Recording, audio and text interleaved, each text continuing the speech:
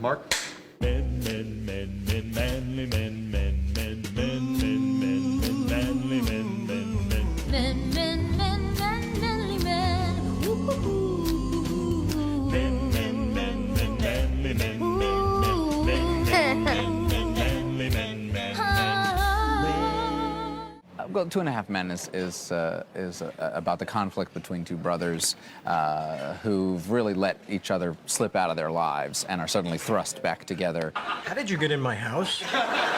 With a child, with my son, played by Angus T. Jones. I'm a babe magnet.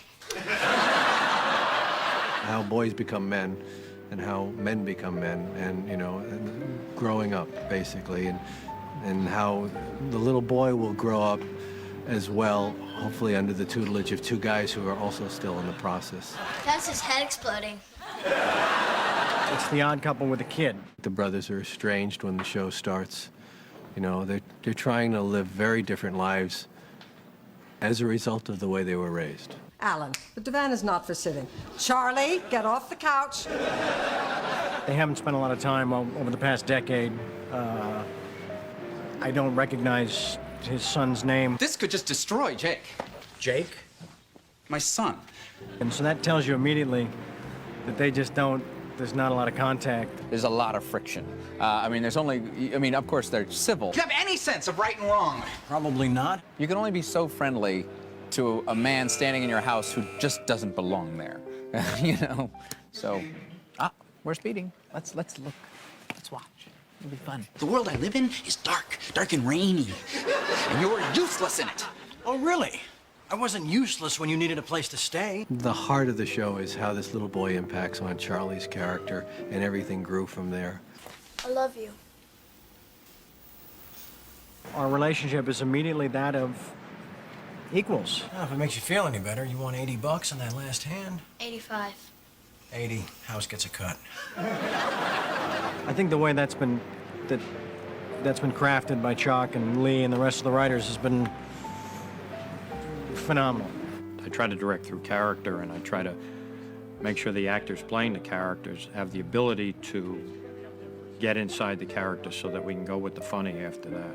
What I love about the show is that Charlie's character is so unflappable. You know, he's got this ridiculous mother and this ridiculous brother and this kid just in his life all of a sudden, and he just sort of goes with it. This is who I am.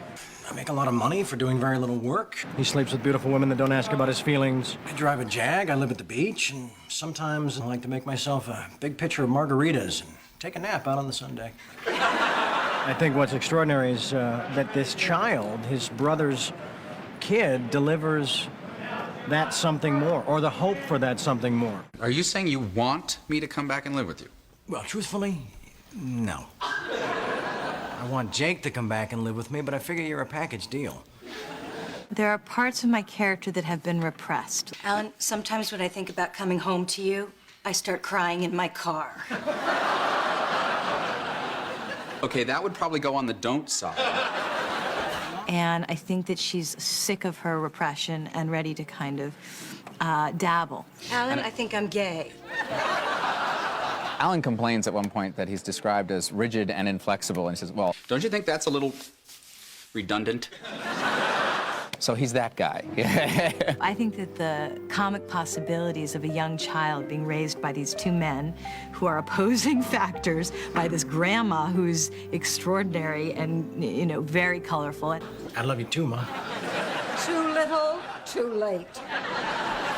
I think that's really a delicious thing to set out. This started when Charlie said yes to the script. First of all, I was thrilled when, they said, oh, you're going to be auditioning for a show with Charlie Sheen. I said, oh, great.